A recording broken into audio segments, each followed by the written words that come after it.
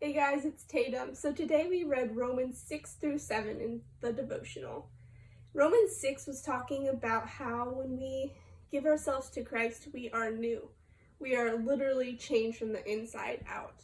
And we can never go back to our old selves. We are alive in Jesus. And the last part of Romans 6 was talking about how we used to be slaves to sin. And we used to devote ourselves to evil things. But now that we have Jesus in us, we are changed, and the sin is no longer living in us. But now we are slaves to righteousness. So I looked up the definition to righteousness, and it is acting in accord with divine or moral law, free of guilt or shame.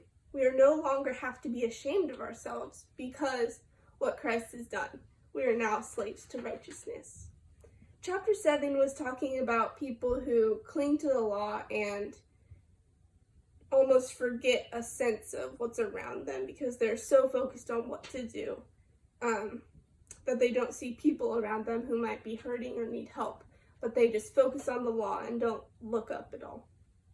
My favorite part was in chapter 6 when it said, we are changed, and it just reminded me of 2 Corinthians 2:14 through 5 when it says, but thanks be to God, who are in Christ always, lead us in triumphal progression, and through us spreads out the fragrance of knowledge of him everywhere. For we are the aroma of Christ to God among those who are being saved and among those who are perishing. When we have the truth of Jesus in us, people will notice that and they will want to have that truth in them as well. And people can always tell when you're living out the truth of Jesus.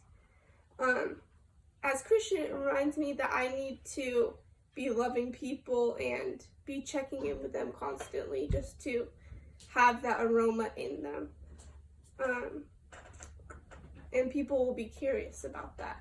And that's what we're here on this earth to do, to love people and care about them and have that Jesus' love in us to spread to others. So I just encourage you guys with that and hope you guys have a great day. Thanks.